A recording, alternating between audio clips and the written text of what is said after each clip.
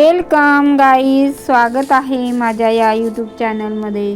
तर मित्रांनो, आज आपण निसर्गाने आपल्याला जी दिलेली एक अमूल्य देणगी आहे ती म्हणजेच कच्ची हळद. आणि स्वयंपाकघरात रोजच आपण वापरत असतो. आणि ही साधीसुधी दिसणारी जी हळद आहे, खरं तर आतून औषधांचा खूप मोठा खजिना आहे, हे आपण जाणून घेत नाही.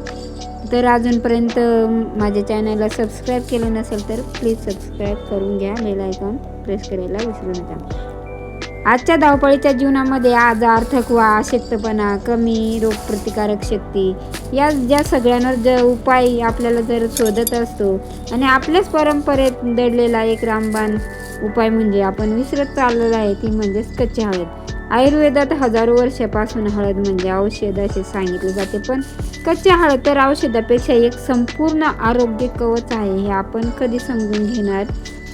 तर तेच मी आज तुम्हाला सांगणार आहे. आपण या व्हिडिओमध्ये जाणून घेणार आहोत कच्ची हळद खाल्ल्याने शरीराला नक्की कोणते फायदे होतात, कोणत्या आजारावर ते प्रभावी ठरते, कच्ची हळद कशी आणि किती केव्हा घ्यावी. म्हणून व्हिडिओ तुम्ही शेवटपर्यंत पहा, कारण ही माहिती तुमच्या आरोग्यासाठी खूपच उपयोगी ठरणार आहे. चला तर मित्रांनो, आपण आता तिचे टॉप 10 फायदे बघू. तर पहिला फायदा म्हणजे रोगप्रतिकारक शक्ती वाढवत असते कच्ची हळद. कच्च्या हळदीतील जी कर्क्युमिन शरीरातील रोगांची लढण्याची ताकद वाढवते. सर्दी, खोकला, ताप यापासून ती आपल्याला संरक्षण करत असते. दुसरा फायदा म्हणजे सूज व वेदना कमी करते. सांधेदुखी, गुडघेदुखी, सांधिवात यासारख्या त्रासांमध्ये कच्ची हळद एकदम नैसर्गिक औषधासारखे काम करत असते. आणि तिसरा फायदा म्हणजे रक्त शुद्ध करते. हा खूप महत्त्वाचा फायदा आहे मित्रांनो.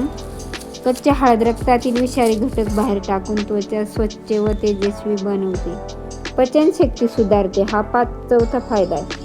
आपल्याला जर अपचन, गॅस आणि आपल्या जर पोटफुगी, आम्लपित्त यावर जर कच्ची हळद आपण याच्यावर खूप मोठे उपयुक्त ठरत असते.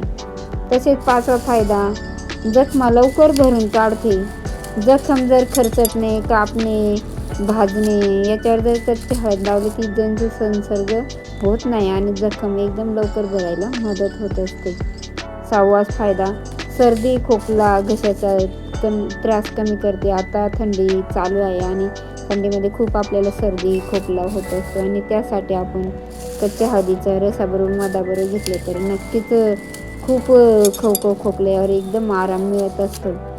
आणि मधुमेह म्हणजे शुगर पण नियंत्रण करत असते. सातवा फायदा हा आहे, कारण प्रत्येक शुगर हा खूप मोठा प्रमाणावर आपल्या भारतामध्ये वाढले आहे. प्रत्येक व्यक्तीमध्ये शुगरेचं प्रमाण वाढलेलं आहे. कच्ची हळद रक्तातील साखरेचे प्रमाण एकदम संतुलन करत असते, त्यामुळे आपण तिचा वापर करायला पाहिजे. त्वचा रोगावर पण एकदम प्रभाव आहे. आपल्या चेहऱ्याला जर पिंपल्स, आपल्या चेहऱ्याला कुठे फोड, खाज, ॲलर्जी यावर ही कच्ची हळद जर आपण लावली ना, ती खूप गुणकारी असते मित्रांनो. यकृत, लिव्हर निरोगी ठेवत असते.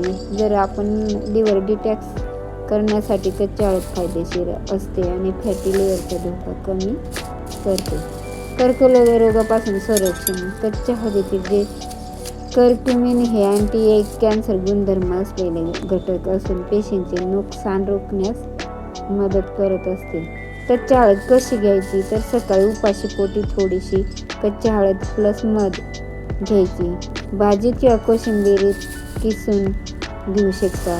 काढा करून हळद, आलं प्लस मिरी एकत्र करून घेऊ शकता. रात्री हळद थोडी पेस्ट करून आणि पाण्यात टाकून झाकून ठेवून सकाळी ते पाणी पिऊ शकता असं. परंतु काही खबरदारी पण आहे. गर्भवती महिलांना जास्त प्रमाणात हे द्यायचं नाही आणि शक्यतो डॉक्टरच्या सल्ल्याने घ्या. कोणाला काही प्रॉब्लेम असेल तर घेताना पित्त प्रकृती असणाऱ्यांनी मर्यादित वापर करायचा असतो, कारण ते जास्त नको व्हायला. औषध चालू असतील तर डॉक्टरांचा सल्ला घेऊनच त्याचा वापर करावा. आणि तर मित्रांनो, आज आपण पाहिले की स्वयंपाकघरात सजवणारी कच्ची हळद ही केवळ मसाला नसून ती एक नैसर्गिक औषध आहे आणि रोगप्रतिकारक शक्ती वाढवण्यापासून सूज, वेदना, पचन, त्वचा, रक्तशुद्धी अशा एकदम अनेक समस्यांवर ही कच्ची हळद आहे ना, ही एकदम रामबाण उपाय आहे. महागडी औषधे घेण्यापेक्षा निसर्गाने दिलेल्या या देणगीचा आपण जर योग्य आणि मर्यादित वापर केला तर आपले आरोग्य स्वतःच आपण जपून ठेवू शकतो. आजपासून ठरवा, दररोज थोडीशी कच्ची हळद आपल्या आहारात नक्की समाविष्ट करूया.